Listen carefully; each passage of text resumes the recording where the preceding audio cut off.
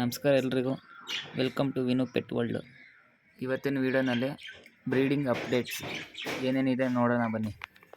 ಹೋದ ವೀಡಿಯೋದಲ್ಲಿ ತೋರಿಸಿದೆ, ಈ ಪೇರಲ್ಲಿ 3 ಮರಿ ಹೆಚ್ಚಾಗಿತ್ತು.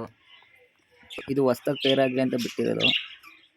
ಇನ್ನು ಈ ಕೆಳಗಡೆ ಈ ಪೇರ್ಸು ಇದರಲ್ಲಿ ಒಂದು ಪೇರ್ ಇದೆ, ಹಂಗೆ ಒಂದು ಮರಿಗಳೆಲ್ಲ ಒಟ್ಟಿಗೆ ಬಿಟ್ಟಿದ್ದೀನಿ. ಇದರಲ್ಲಿ ಫುಡ್ ಬಾಕ್ಸ್ ಒಳಗಡೆ ಫೀಮೇಲು ಎಗ್ಲೆ ಮಾಡಿ ಕುತ್ಕೊಬಿಟ್ಟಿದೆ ನೋಡಿ ಇನ್ಕ್ಯುಬೇಷನ್ಗೆ. ಇನ್ನು ಇದು ಲುಟಿನೋ ಫೀಮೇಲು, ಇದು 3 ಚಿಕ್ ಕ್ಯಾಚ್ ಆಗಿತ್ತು.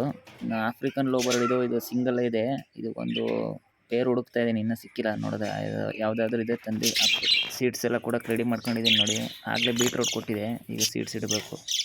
ಒಂದೊಂದಾಗಿರ್ತೀನಿ ನೋಡಿ. ಈಗ ಸೀಡ್ಸ್ನೆಲ್ಲ ಚೆನ್ನಾಗಿ ತಿಂತವೆ. ಬ್ರೀಡಿಂಗ್ ಟೈಮಲ್ಲಿ ಸೀಡ್ಸ್ನ ಜಾಸ್ತಿನೇ ತಿಂತವೆ. 2 ಟೈಮ್ ಇಟ್ರೂ ತಿಂದು ಖಾಲಿ ಮಾಡ್ತಾಯಿರ್ತವೆ.